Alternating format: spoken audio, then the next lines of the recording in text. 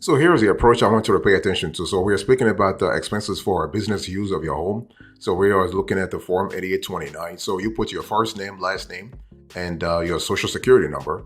And then we are going to move straight to a part one. And basically this part one refers to all activities that revolve around using your home for business. So it's got to be a portion of it. And it's one of those things where, so line one, you put the area used regularly and exclusively for business, regularly for daycare or for storage or of inventory. Make sure that you have you got to have the proper backup in terms of substantiating the information you claim here. So here we put 500.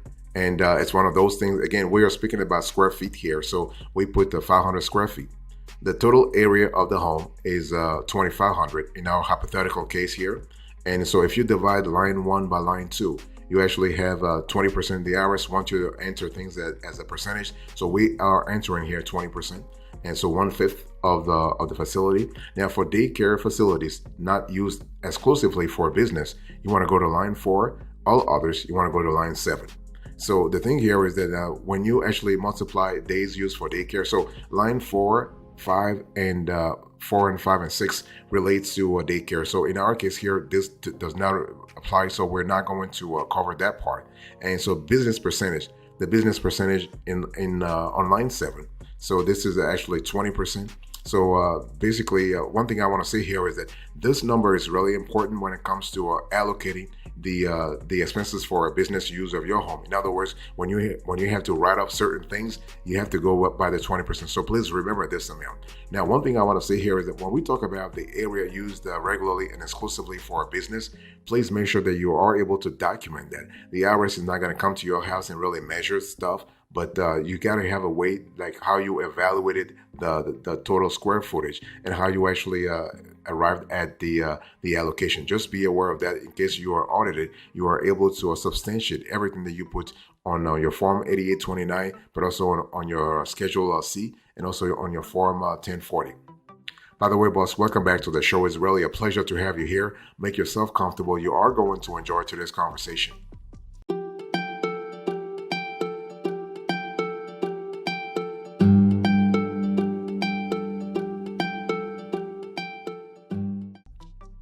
I want to talk to you now about part two. So part two, you are able to figure your allowable deductions. And so here we are, again, the amounts here are fictional, they are fictitious, they are hypothetical.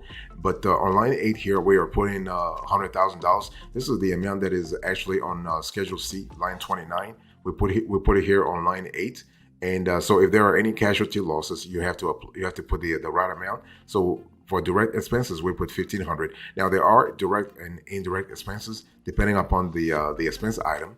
So for deductible mortgage interest, we put 10 grand, and for real estate taxes, we put 3,500. And so when you add all those three, that's line 9, 10, and 11, you have $1,500. Okay.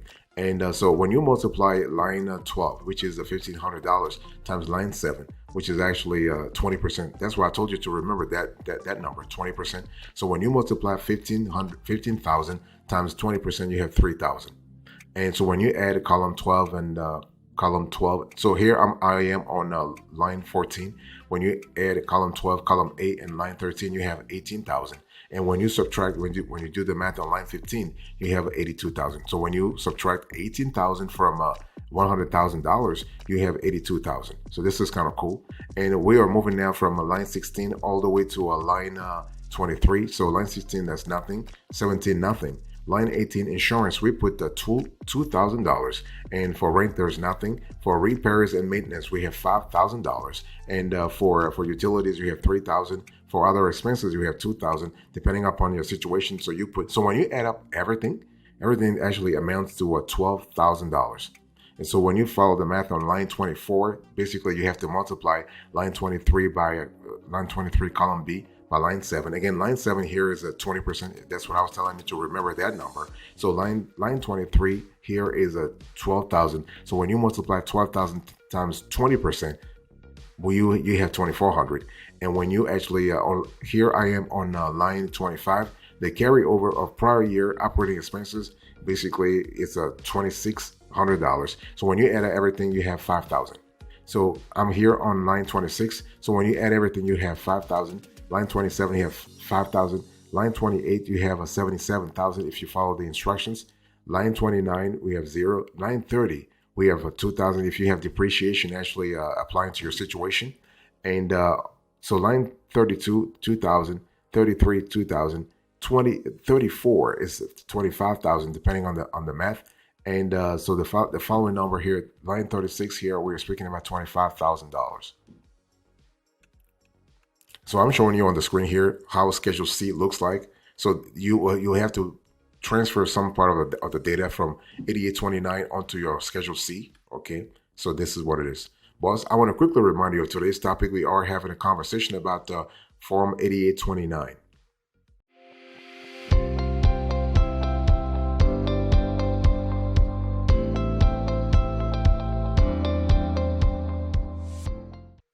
And I'm showing you right now part 3. So part 3 actually revolves around the depreciation of your home. So basically, we follow the instructions. So your home's market value is 500,000, and so the value of land included on line 37, 400,000. So the basis of building is 100, and so the basis building or when you actually multiply 100,000 times 20%, line 7 is 30%. You basically have 20,000.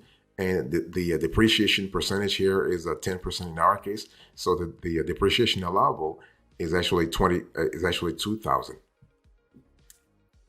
And part 4, you have carryover of unallowed expenses to next year, 2024. This does not apply to us. Okay, so we're going to skip that. So long story short, let me give you the overview here. So when we talk about home office deductions, we have two primary methods. You can calculate the square footage of your home office, multiply that figure by $5 per square foot, up to 300 square feet, and claim it on your personal tax return using Schedule C of a Form 1040. Or you can use a Form 8829, which is what we're doing here. You can use that form to calculate the various expenses involved in using and maintaining your home office, and then claim that figure on your personal tax return. Now, the first method, as you have seen, is much simpler and makes sense for most small businesses and contractors, but sometimes choosing the second method might get you a higher deduction, right? You just have to maintain a certain level of transparency in terms of paper trail, if you will, documentation. Okay, and so you don't need to file Form 8829 if you are using the simplified option for home office deduction. Okay, and but everything gets transferred to Schedule C, as I showed you a little earlier. One thing I want to say here is that basically there are several kinds of expenses that you can deduct on Form 8829. So we are speaking about deductible mortgage interest, real estate taxes, home insurance. This is just fantastic. You have rent, you have repairs and maintenance, you have utilities, and you have depreciation on your home.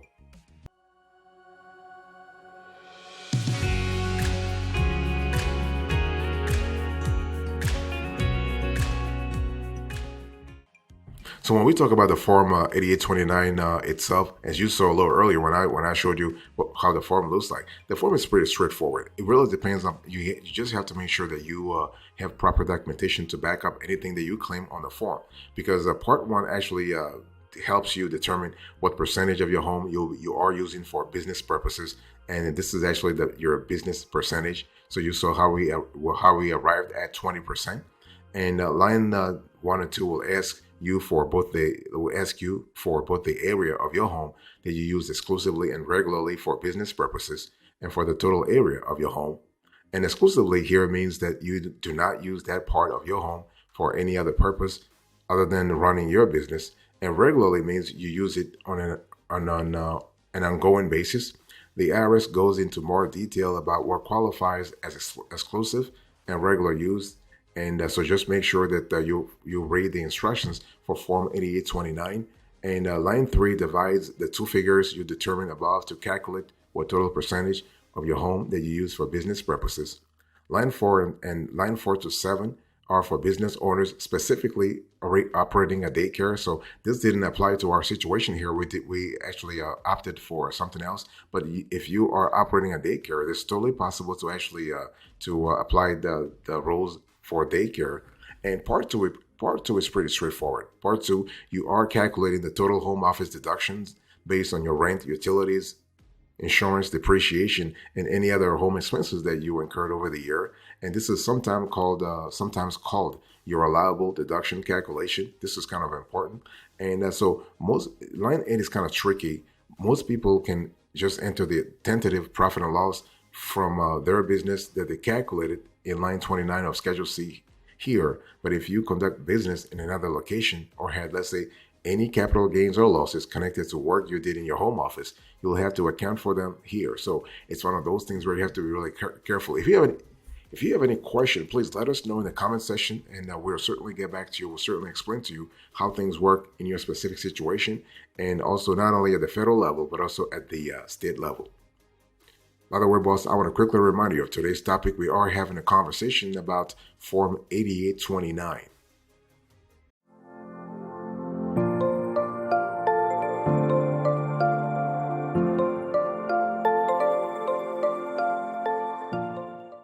Now, there is a situation where some taxpayers are actually work from home employees, right? So what happens there? Well, thanks to the Tax Cuts and Jobs Act of 2017, you can no longer deduct your out-of-pocket home office expenses if you do work for an employer from home. If you are self-employed, however, the TCJA didn't change anything for you.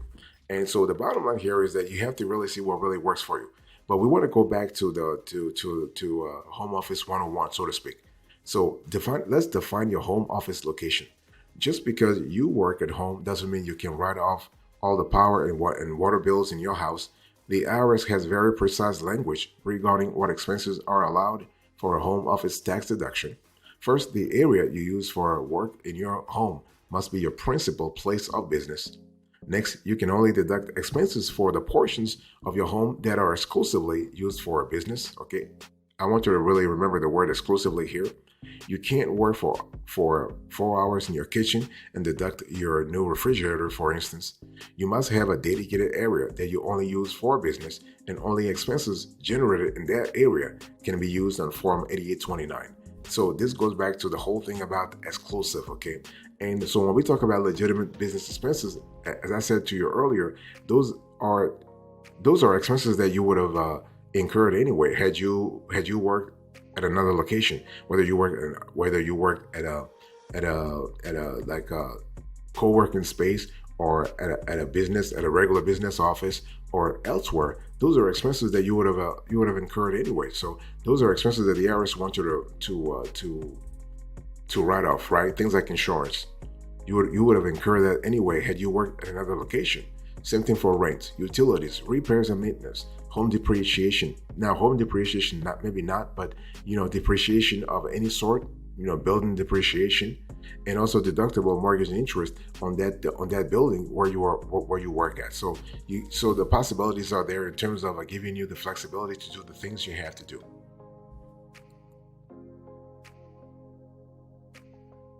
One thing I want to say here is that if you are working from home, or let's say everything depends on your situation. I want you to look on the screen here. So if you are basically, the graphic we're showing you on the screen right now actually helps you. Like if your home is used in connection with the trade or business, all the way to whether or not the deduction is allowed. We're going to leave this graphic on the screen for a few seconds so you have a clear idea how things work and how things could apply to your situation. I'll wait for a few seconds.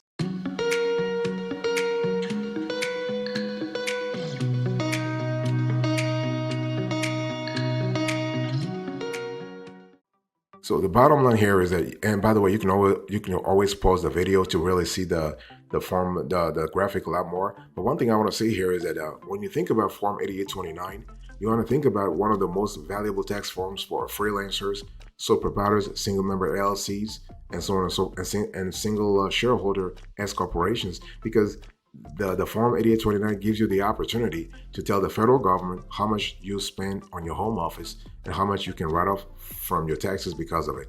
If you're self-employed and part of the work you do for your business takes place in your house, you can write off a portion of the things you pay for in order to do that work, okay? Again, I want to go back to what I said earlier. The idea is that it has to be exclusive.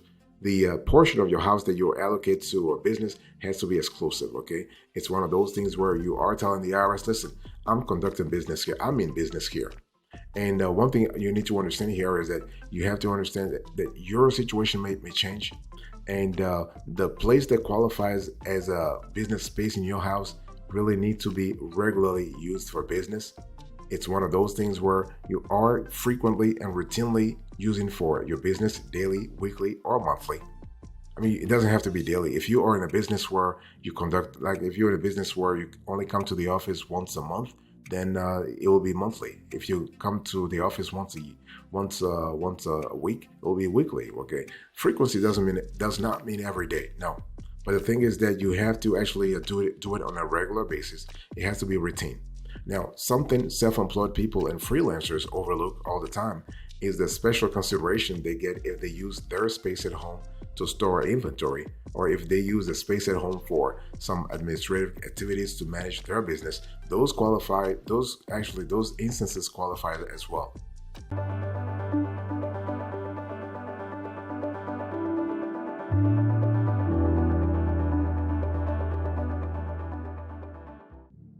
When we talk about Form 8829, basically you can find the instructions on the IRS website. It's just a lot better to go to the IRS website to get the most recent instructions, because the thing is that you can find those instructions rather all over the internet.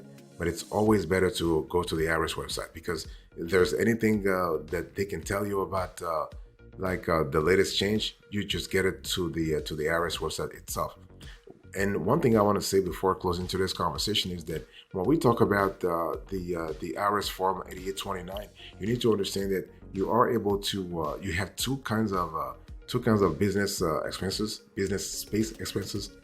You have direct expenses, and then you have indirect expenses. So direct expenses are actually home expenses that are only for your work and have a direct positive effect on your business. They are 100% deductible from your taxes. That's direct expenses. And then you have indirect expenses. So those are the expenses that you have for your entire home, including the area that you use for your business. And so they are deductible from your taxes based on how much of your home you use for your business. So the numbers are all percentages. Okay, as you saw in our cases, we had 20%. It could be 30%, it could be 50%, it could be 40%, depending on the square footage on your house and the business that you are running. And interestingly, loan services are not considered by the IRS to be a deductible business expense, even if your home office is the place where you usually meet clients. Okay, so but snow removal, that's deductible. So it's one of those things where you have to see what really works for you.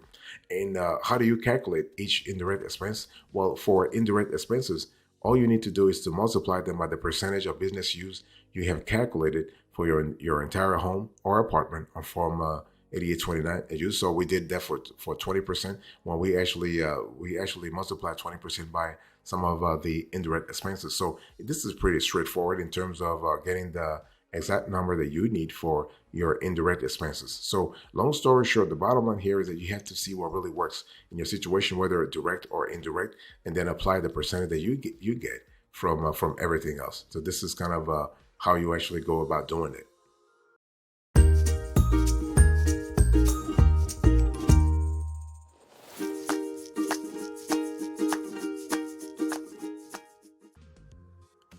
Thank you so much for your attention. I really appreciate it. Let's quickly do a quick recap of to this conversation. So I was talking to you about Form 8829. So I gave you the approach, the overview, and then now the recap. Thank you so much. God bless you. I'll see you next time. But until then, remember, stay marvelous.